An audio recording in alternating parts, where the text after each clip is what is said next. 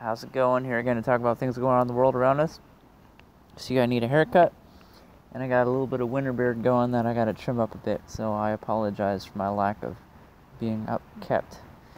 I know the title of the video is Jordan Peterson's new book, 12 Rules for Life, an Antidote to Chaos. But I'm not here necessarily to sell the book. I'm just here to talk about how profound the book is in its timing and the serendipity of it. So Jordan Peterson, if you don't know, is a psychologist out of Toronto University who has been under a lot of scrutiny from people, mainly activists on the far left, because he took a moral stand against Bill C-16 in Canada, which basically will punish you if you mislabel someone's gender or call someone by the wrong gender pronoun. And he stood up to it not for the mere fact that he didn't want to call people who wanted to identify themselves as women. Rather, he felt as if the law has gone far too tyrannical, and this is ridiculous to punish people for misgendering people. By the extent it does, because of course there are things that are borderline abusive when it comes to employers and employees, but I think Peterson means in the overall thing, like accidentally labeling someone the wrong gender or leaving things up to the terms of the individual, which is a very slippery slope. But about this book in particular, I found out about this book through his ridiculous interviewee in the Channel 4 interview in England, Channel 4, who, the whole interview only aired for 5 minutes on broadcast, but on YouTube, Channel 4 posted the video, which was about half hour, somewhere over that, where the interviewer, Jordan Peterson's interviewee, the interviewer would ask a question, sort of leading him towards an answer that was good for ratings. And Peterson, who has been down that road many times before and very eloquent and careful with his words, made every answer as a harmless individual who posed no threat to anyone ever. By best example, there was one question where she asked, so, you're against equity, why are you against equity? And Jordan Peterson explained it's impossible. And she says, well, why is it impossible? And he says, well, the country that has tried every measure thinkably possible in regards to creating equity, the Scandinavian countries, have ended up in the result of having 80% nurses who are women and 80% engineers who are men.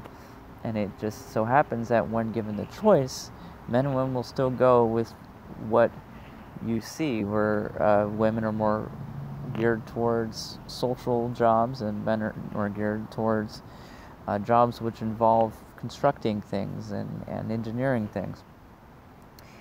And she responds like, well then, so what you're saying is that we shouldn't strive for equality, we should just give up then. She kept going for, so what you're saying is, and she looked like an absolute fool in the interview, almost used a more insulting word.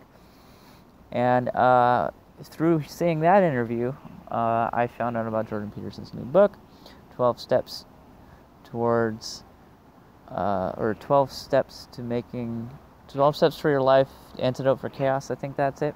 Amazon bestseller. So I bought the book and then later found out it was Amazon bestseller, and I was really excited about that because it shows how much of an effect Jordan Peterson has had on our culture as a whole, as well as how popular he is, and maybe to some extent how good his publicist is. But what I will say about Jordan Peterson in this regard is he is extremely profound and very intelligent and eloquent. And what I think about this is Jordan Peterson and his effect on culture. I think about two things.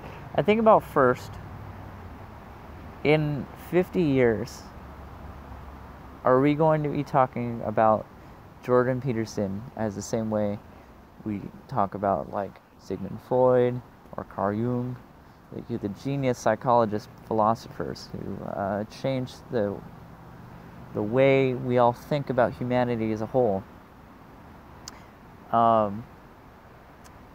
And in hundreds of years, we still remember someone like Jordan Peterson as, again, like the great philosophers of modern times in today's sense.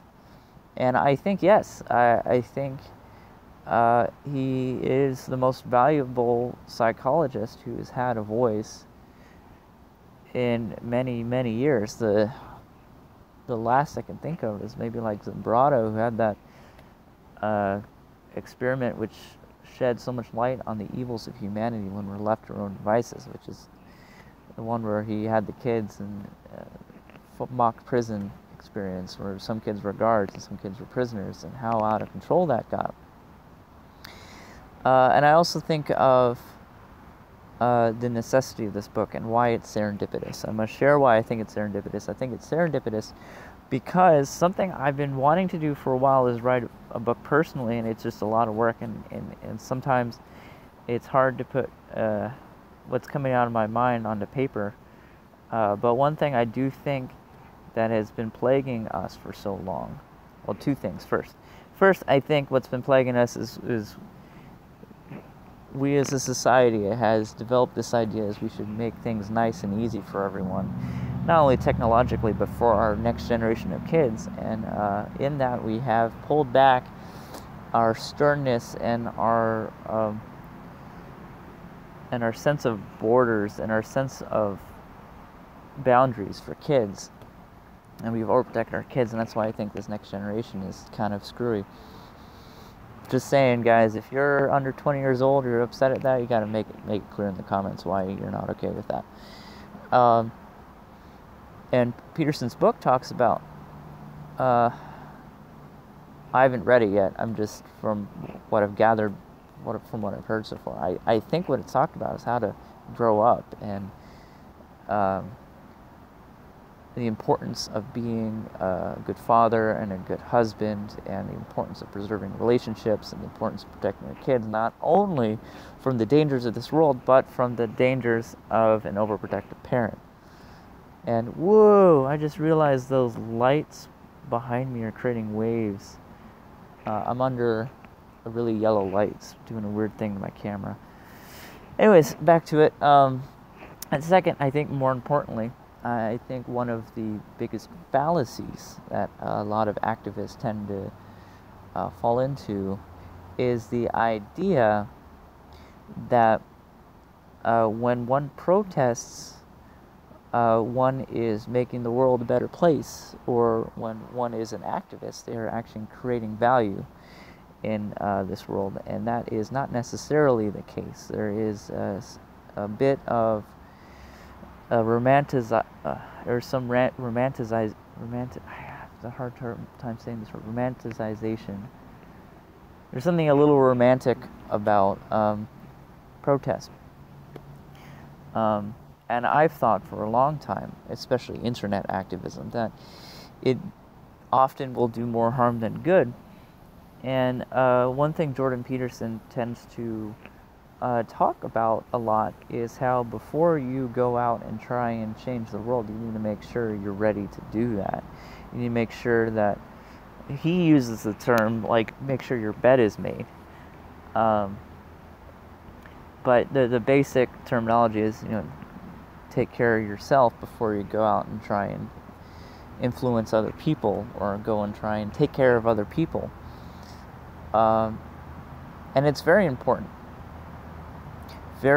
to not only take care of yourself, but to make sure that your opinion is valuable and fleshed out and sensible and can work in the society as a whole. But I think that it's of paramount importance for people to understand the importance of challenging yourself, not only in terms of mentally and physically, making yourself more intelligent by reading a lot or exercising a lot, but also challenge yourself to keep your room clean, and with that as well, challenge yourself by challenging your own opinions and ideas. And I think what is so serendipitous about Peterson's new book is Jordan Peterson is one who has spent a lifetime examining people, very highly intelligent people, and helping them through their issues. And he's getting that life experience from helping others and translating it to the layman in ways that can really improve society as a whole. I'm very happy that this book is currently a bestseller, and I do hope that everyone who's bought it will read it and will take it to heart. And I hope that people who are influential on the internet will also take the time to examine what Peterson is teaching. Because ultimately, and I've fallen into this as well, I'm sorry about the length of this video, but I do think it's imperative to the subject matter, is by my own example. I'm a very busy person. I work in television. It's an industry which requires a long amount of hours and a lot of buckling down and just getting it done. In terms of producing, editing, production work, pre-production, post-production, anything you're doing anywhere in the spectrum of the television industry or the film industry, anything where you're creating a product that involves movies or videos, it does take a lot of hard work. And in that work, I will often fall into the trap of, okay, I've worked for the past, let's just break it out. I've worked for 65 hours this week, and this is my day off. So on this day off, I will choose to rest and not do anything. In that, I will not do laundry, and I will not make my room, and I'll not clean my room, and I'll eat fast food, and I'll stay in my pajamas all day, so I'll feel fresh, and then tomorrow I can go at it and get back to work. Well, there is absolute value in rest, but in that same vein, it's problematic because I didn't do laundry and my room is a mess. So now at some point, some night during this week, this next following week, I have to choose to stay up later and clean up my room or do laundry or do something like that. So the next day I'll have to, or that night after work where I have to get to bed later or something. And that's just a domino effect. And I think what Peterson's really getting at is, and I haven't read the book yet, so it's not a review of the book per se, I'm just talking about the importance of it. What he's really getting at is you have to take care of yourself in order to live effectively. And there are a lot of traps that are out there in the world that can really negatively affect you, that can snare you, that can really trap you in your current state of being. There are times where I have these long work hours, and I'll have things I want to get done, ways I want to influence the world positively. I just don't get around to it because I've set up this giant pile of stuff that I just never took care of. And we're just peeking at the book. There's I think one chapter that talks about one of the best ways to convince yourself, or one of the best ways to take care of yourself, is to treat yourself as if you're someone else you want to help. And when I hear that, my eyes go wide, because I'm like, that's so much easier to take myself out of myself and just think of myself as someone else. Is how would I help myself as someone else? And I would see I just thinking about that off the top of my head, I see a huge long list of things I can do to improve. And these are all things I can do that I haven't done. And what I hope is the result of this book's release is three things. I'll do the European one. I hope that Peterson is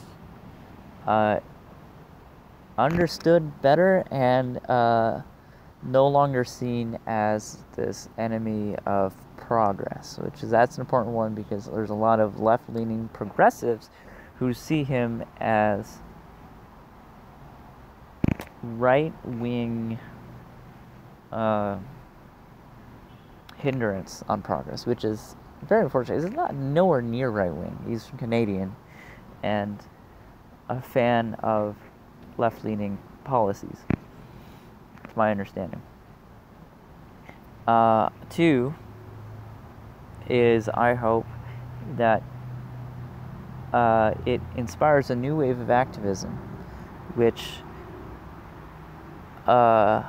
influences what is actually important in the progress for society as a whole, rather than people going on about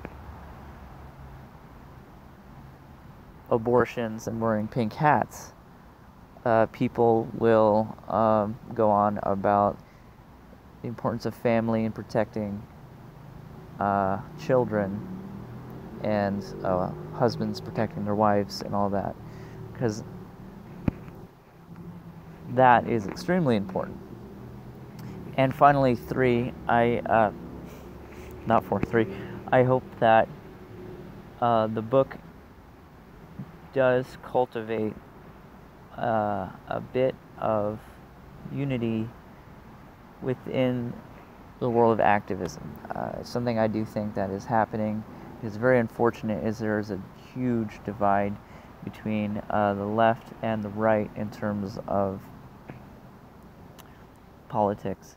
And I think the reason this divide is so wide is people on the left have been so used to hearing about things about people on the right, and people on the right have been so used to seeing things about people on the left. And we as a culture have gotten so used to not even talking about things that